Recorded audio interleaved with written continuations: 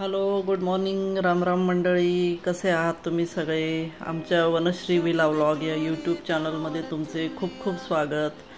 तर तुम्ही बघू शकता आज व्हिडिओमध्ये आमच्याकडे बघा किती पाहुणे आलेले आहेत. तर ह्या सगळे माझ्या वहिनी आहेत. वहिनी आणि भाऊ आलेले आहेत आज आमच्याकडे आणि ते एक विशेष प्रयोजन घेऊन आलेले आहेत. तर तुम्ही टायटलमध्ये वगैरे वाचलंच असेल की माझा भाचा आशुतोष त्याच्या गोंधळाचा कार्यक्रम आहे आणि त्याचं आमंत्रण देण्यासाठी ते आलेले आहेत. आणि बघा अगदी सगळ्यांच्या चेहऱ्यावर एक शुभ कार्य सुरू होत आहे. त्याचा उत्साह अगदी ओसंडून वाहत आहे. आमच्या घरी कोणीही आले की शक्यतोवर डायरेक्ट आमच्या बॅकयार्डमध्येच येतात आणि तिथे कसं आहे, आम्ही असे बैठकीची व्यवस्था करूनच ठेवलेली असते. त्याच्यामुळे आल्या आल्या मस्त ते तिथे स्थिर स्थावर होतात आणि झाडांकडे बघून अगदी खुश होतात. आणि मग मेन काम तर असतंच, पण झाडांविषयीच गप्पा सुरू होऊन जातात. हे अगदी आमच्याकडे नित्याचंच झालेलं आहे. आणि आम्हालाही ते झाडांविषयी माहिती द्यायला एकदम प्रत्येक वेळेस तेवढाच उत्साह असतो. आम्हालाही कधी कंटाळा येत नसतो. घरापेक्षा तिथेच जास्त गारवा वाटतो अगदी बसणाऱ्यांना पण, आणि अगदी खुश होऊन जातात ते. त्यांना पुढेही इतर आमंत्रण द्यायला जायचं होतं त्याच्यामुळे, आणि उष्णतेची वेळ असल्यामुळे ते चहा पाणी पण नाही म्हटले. मग मस्तपैकी थंडगार उसाचा रस मागवला सगळ्यांसाठी आणि त्याचा आस्वाद घेता घेता सगळ्यांनी गप्पा केल्या. आणि नंतर मग पुरुष मंडळी आम्हाला जॉईन झाली. त्यांचं आमंत्रण स्वीकारल्यावर मग असं ठरलं की एक फॅमिली फोटो घेऊ सगळ्यांचा. तर एक छानपैकी हा फोटो काढला आम्ही. आणि मग आता हा जो व्हिडिओ आहे हा दुसऱ्या दिवसाचा सुरू होतो आहे डायरेक्ट. आता बघा आम्ही इथे चंदनपुरीला निघालेलो आहोत. गिरणा नदीच्या काठी मुंबई आग्रा हायवेवर 3 किलोमीटर आत चंदनपुरी नगरी स्थित खंडोबारायांचे मंदिर आहे. खंडेराय महाराज हे अख्ख्या महाराष्ट्राचं ग्रामदैवत आहे. दरवर्षी पौष महिन्यात पौर्णिमेला चंदनपुरीमध्ये मोठी यात्रा भरत असते आणि महाराष्ट्राच्या कानाकोपऱ्यातून लोक दर्शनासाठी येत असतात. आणि ही चंदनपुरी नगरी मालेगाव शहराच्या इतक्या जवळ असणे म्हणजे हे मालेगावकरांसाठी भाग्याचेच लक्षण आहे. तर बघा मंडळी, आता आम्ही इथे गोंधळाच्या कार्यक्रमात पोहोचलेलो आहोत. आणि इथे बघा ही पूजा मांडलेली आहे. कसं असतं, घरात कुठलंही शुभ कार्य सुरू करण्यापूर्वी देवादिकांचा आशीर्वाद मिळावा यासाठी त्यांना आवाहन केलं जातं. आणि त्यासाठी हा विवाहापूर्वीचा पहिला कार्यक्रम म्हणजे गोंधळाचा कार्यक्रम असतो. तर हा बघा आमचा नवरदेव आशुतोष, त्याच्या हातून ही सगळी पूजा करून घेतली. देवांची हे शुभ कार्य निर्विघ्नपणे पार पडू दे म्हणून देवाला साकडे घातले जाते. तसेच देवाला पुरणपोळीचा नैवेद्य दिला जातो.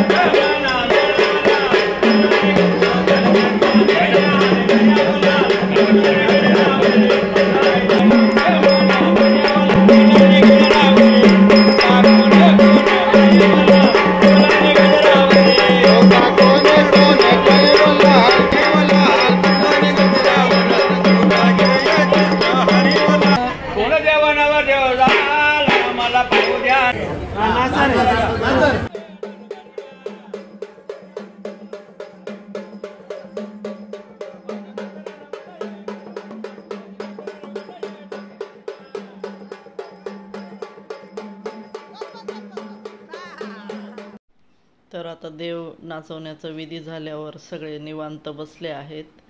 आणि कारण कसं आहे, सगळे वेगवेगळ्या गावाहून आलेले आहेत, बऱ्याच दिवसांनी भेटतात. त्याच्यामुळे सगळ्यांना एकमेकाची विचारपूस करायची असते. काय चालले आहेत, कोणाची तब्येत कशी आहे, अशा गप्पा सुरू होतात.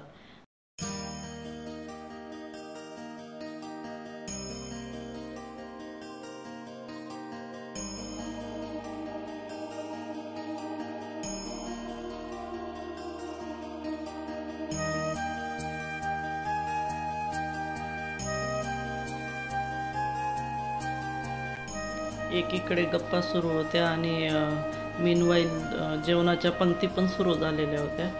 एका साईडला व्हेज आणि एका साईडला नॉनव्हेज जेवण सुरू झालेले होते.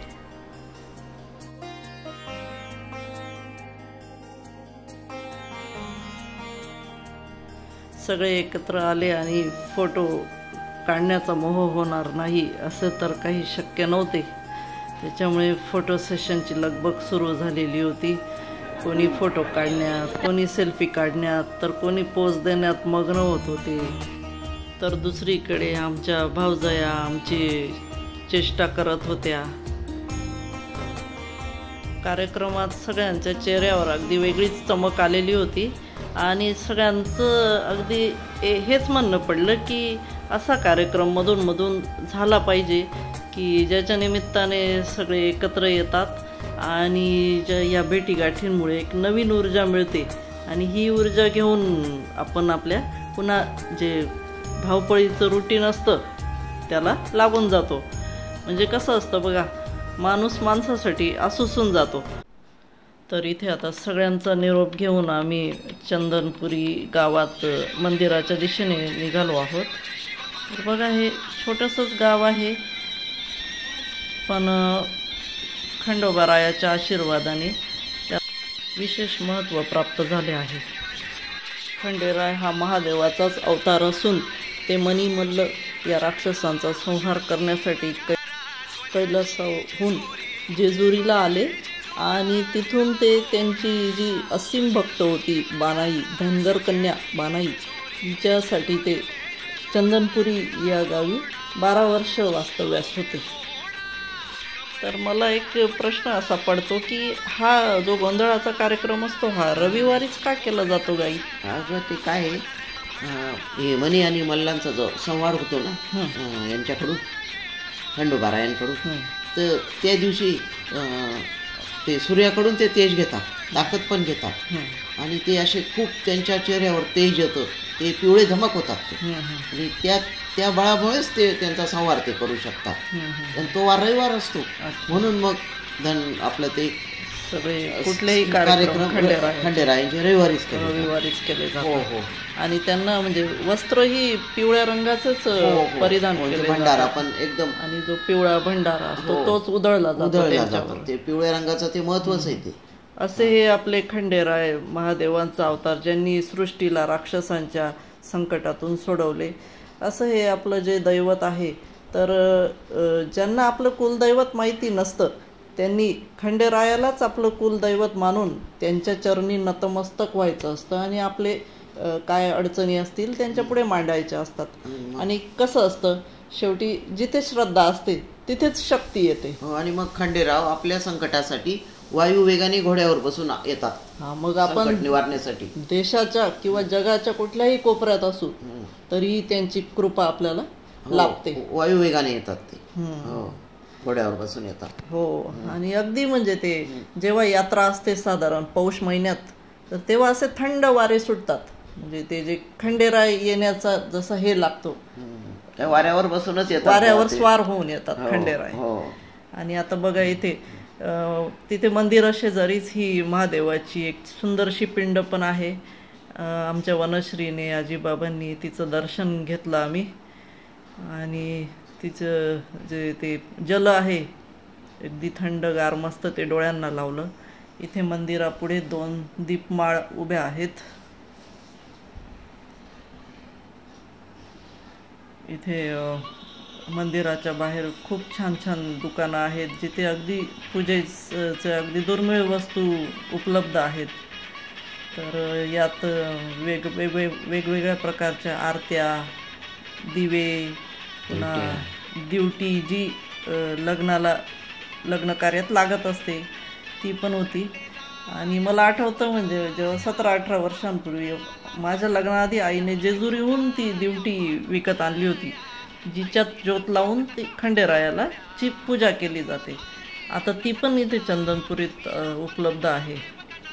कवड्यांच्या माळा. हां, तसंच कवड्यांची माळ पण पाहिली आम्ही. वेगवेगळ्या प्रकारच्या माळा, हातातले दोरे,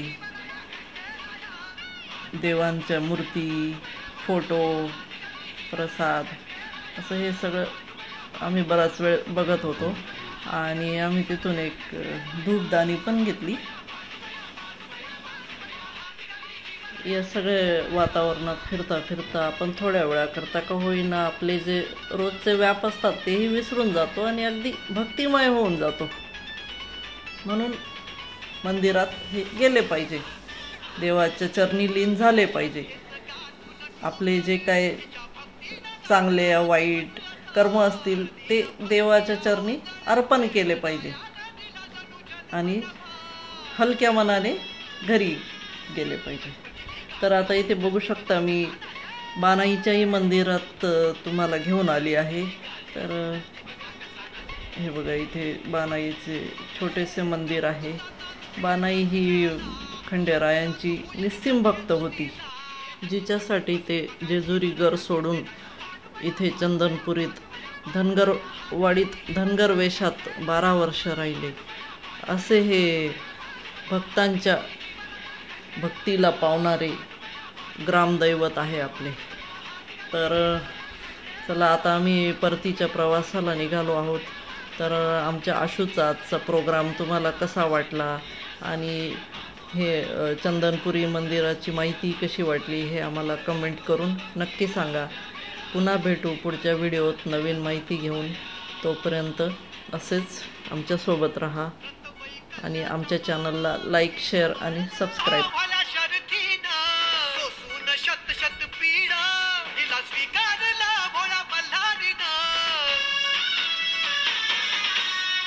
सरस्वती